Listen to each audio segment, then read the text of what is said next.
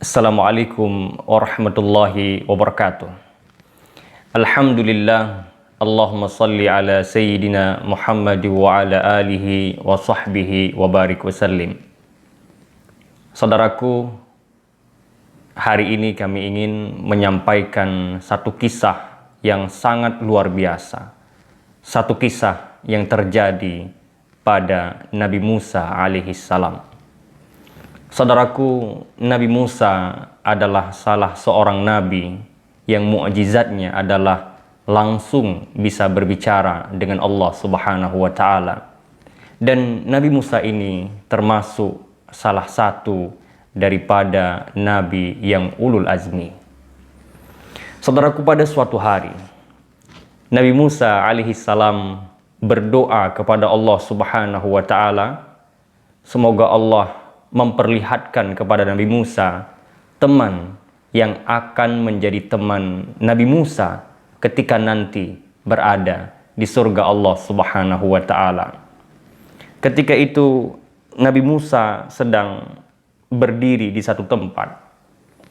Kemudian Nabi Musa, "Ya Allah, perlihatkanlah kepadaku seorang teman yang nanti dia menjadi temanku di dalam surga." Doa Nabi Musa.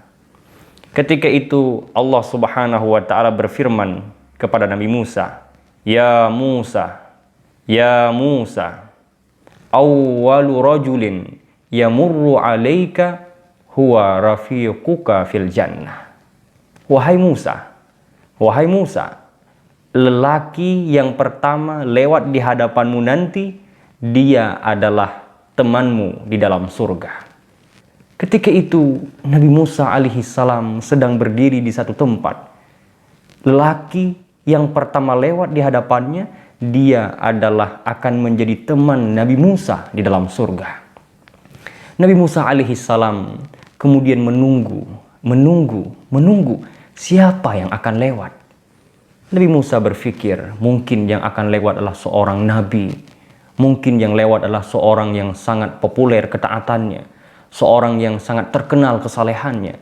Nabi Musa menunggu siapa yang akan lewat.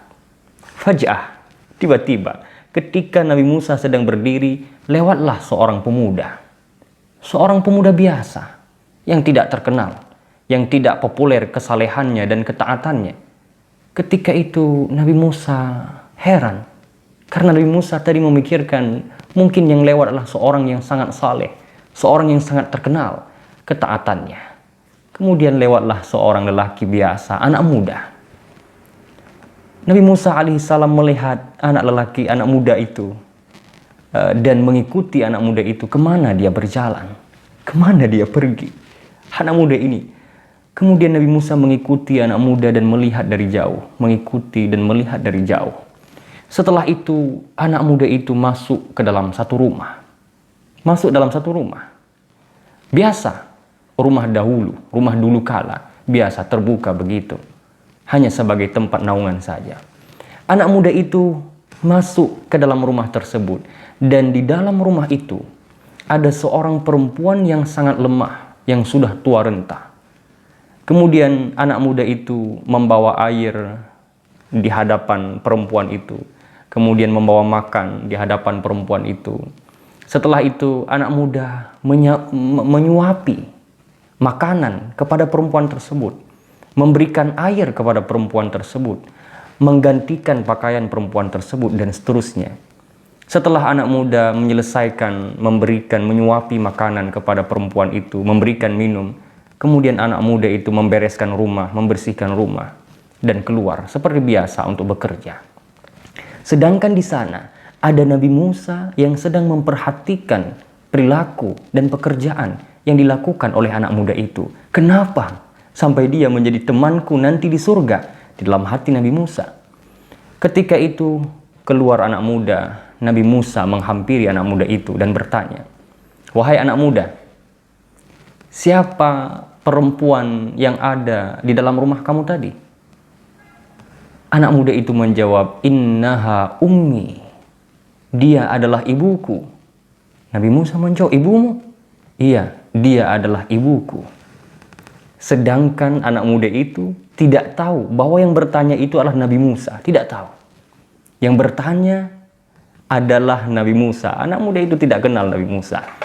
Kemudian Nabi Musa bertanya, "Wahai anak muda, apakah pernah ibumu berdoa kepadamu?" Anak muda itu menjawab, "Iya, tentu. Ibuku sangat banyak berdoa kepadaku. Dia meminta kepadaku sangat banyak sekali. Tetapi yang aku herankan adalah ibuku selalu berdoa kepadaku dengan satu doa yang selalu diulang-ulang. Doa itu selalu diulang-ulang." Kemudian Nabi Musa heran. Doa apa itu? Kemudian anak muda itu menjawab, doa itu adalah ibuku selalu berdoa, Allahumma ja'al ibni hadha ma'a Musa fil jannah. Allah Akbar, Masya Allah. Ya Allah, jadikanlah anakku ini bersama Musa di dalam surga. Anak muda itu belum tahu bahwa yang dihadapannya itu adalah Nabi Musa.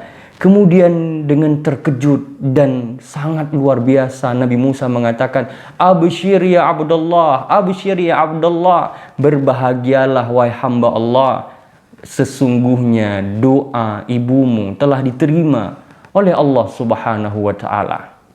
Sesungguhnya doa ibumu telah diterima oleh Allah Subhanahu wa Ta'ala. Wa qada rabbuka alla ta'budu illa iyyahu wa bil walidaini ihsana." Saudaraku, Allah Subhanahu wa Ta'ala berfirman, "Dan Tuhanmu telah memerintahkan kepadamu, jangan menyembah selain Dia Allah, dan hendaklah kamu berbuat baik kepada kedua orang tuamu." Hadirin pendengar di mana saja berada, kisah yang luar biasa. Apa yang telah kita lakukan kepada ibu kita? Khidmah seperti apa yang telah kita berikan kepada ibu kita? Doa seorang ibu menjadikan anak muda menjadi teman Nabi Musa nanti di surga. Anak muda itu dengan sebab doanya. Mungkin jika kita melakukan salat sepanjang malam, mengerjakan puasa setiap hari, mengerjakan amal-amal kebaikan setiap saat, tidak mungkin kita menjadi teman Nabi Musa di surga. Tetapi dengan doa seorang ibu, anak muda biasa, bekerja seperti biasa, dan berkhidmah kepada ibunya. Ibunya mendoakan kepada anaknya menjadi teman Nabi Musa. Jadi teman Nabi Musa. Doa seorang ibu, pelajaran yang bisa kita ambil. Doa seorang ibu menembus arsy Allah Subhanahu wa Ta'ala. Doa seorang ibu diijabah oleh Allah Subhanahu wa Ta'ala. Pertanyaannya, sudah sampai mana hari ini kita mengabdi kepada orang tua kita? Terlebih adalah seorang ibu. Kita sebagai anak, berbaktilah kepada orang tua kita, mengabdilah kepadanya. Dan bagi kita sebagai seorang ibu, juga harus berhati-hati dalam mendoakan anak kita. Apabila kita mengeluarkan sumpah serapah kepada anak kita, mungkin sumpah serapah itu akan jadi kepada anak kita. Karena doa seorang ibu, ucapan itu adalah doa. Jika kamu mengatakan kepada anakmu, anak yang bandel, anak yang kurang ajar, mungkin saja dia kurang ajar bukan karena dirinya, tetapi kurang ajar anak kita karena kata-kata yang tidak pernah kita jaga.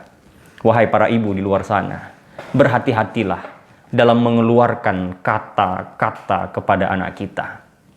Hadirin pemirsa di mana saja berada, semoga kisah itu menjadi pelajaran bagi kita.